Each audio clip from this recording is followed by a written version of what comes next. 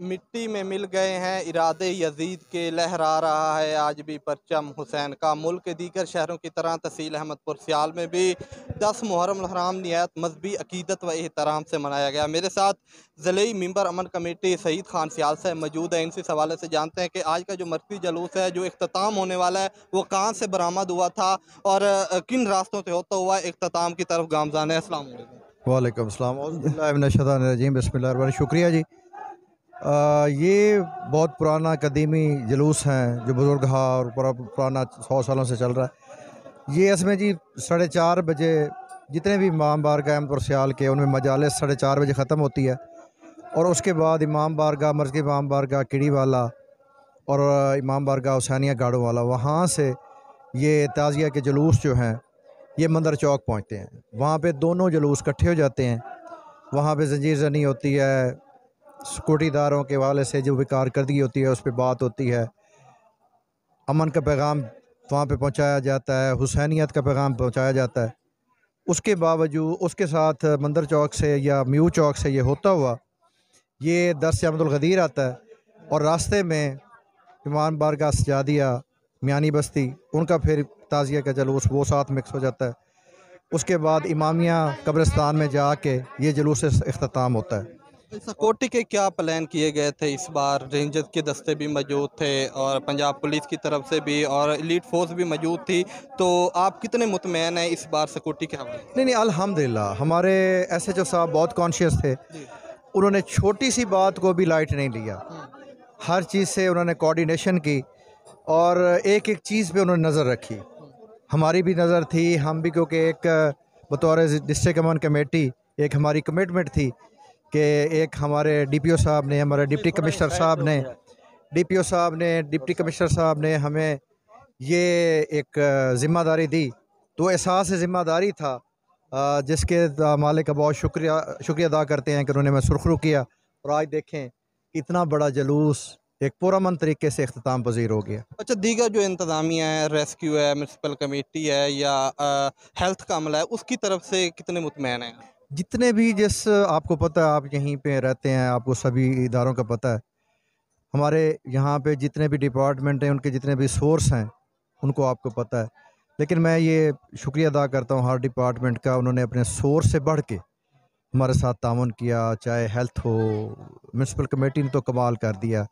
हंजरा साहब ने, इरफान हंजरा साहब ने, उनकी क़यादत में फिर जो हमारी म्यूनसिपल कमेटी की टीम है, शौकत साहब हो गए, अंसर साहब हो गए, दिन रात इन्होंने की। यानी आप ये देखें कि इतने बड़े जुलूस से बहुत से जुलूस थे।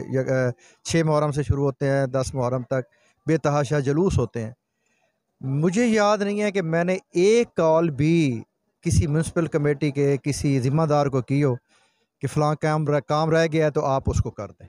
अच्छा, जो गुज़श्ता साल गुज़रे हैं उसकी निस्बत इस साल यकम मुहर्रम हराम से लेकर 10 मुहर्रम हराम तक पुरअमन गुज़रा है। इसका क्या वजह है कि उसकी मैं उसकी रीज़न आपको बताता हूँ। उसकी रीज़न ये है कि मलिक रज़ाक साहब जो हमारे बुज़ुर्गों के साथ भी मेंबर अमन कमेटी थे, फिर उसके बाद हमारे भाइयों के साथ भी थे, अब हमारे साथ भी हैं, उनको बड़ा वसी तजर्बा है। मेरा ख़्याल में इस इतना पुरसकून जो हुआ है ना, उसकी एक वजह ये है कि मलिक रज़ाक साहब का डिस्ट्रिक्ट पीस कमेटी का मेंबर बनना, कि उनको पता था कि ये मेरी ज़िम्मेदारी है। तो इसको मैंने ऐसे तरीके से, जैसे मैंने अपनी ज़िम्मेदारी निभाई, उन्होंने अपनी ज़िम्मेदारी निभाई। और ये जो एक एहसास ज़िम्मेदारी था ना, उसकी वजह से नीचे अगर कहीं कुछ थोड़ी बहुत हलचल होती भी थी तो अपनी जगह पे कंट्रोल हो जाती थी और इतना पुरसकून मुहर्रम उल हराम गुजरा। अक्सर 10 मुहर्रम उल हराम को सर्विस बंद कर दी जाती थी मोबाइल की, लेकिन इस साल सर्विस बंद नहीं की गई, लेकिन उसके बावजूद भी पुरअमन तौर तरीके से गुजरा है मुहर्रम। तो इस हवाले से क्या कहना देखें, ये क्रेडिट हमारे सिक्योरिटी फोर्सेस को, हमारी आर्मी को, जितनी लॉ फोर्स एजेंसीज़ हैं, इनके पास एक खुफिया रिपोर्ट होती है। ये सारे हालात वाक़यात जानते हैं, हालात के पेश नज़र ये फ़ैसले किए जाते हैं। लेकिन इस दफ़ा कमाल कॉन्फिडेंस था हमारे DPO साहब का। तो आज 10 मुहर्रम उल हराम है, तो इस हवाले से कोई पैगाम देना चाहें आप? देखें, मौला हुसैन बादशाह ने कुर्बानी दी, लेकिन उन्होंने जुल्म का मुकाबला किया और जुल्म का मुकाबला उन्होंने मज़लूमियत से किया। अमन के तरीके से। अब देखें, रहती दुनिया तक हुसैन जिंदाबाद है, यजीद मुर्दाबाद है। ज़ाहिरन जो देखें जो जंग के हालात थे तो यजीद जीत गया था। फिर कौन से ऐसे मुज़मरात थे कि आज तक रहती दुनिया तक यजीद गाली है, हुसैन जिंदाबाद है।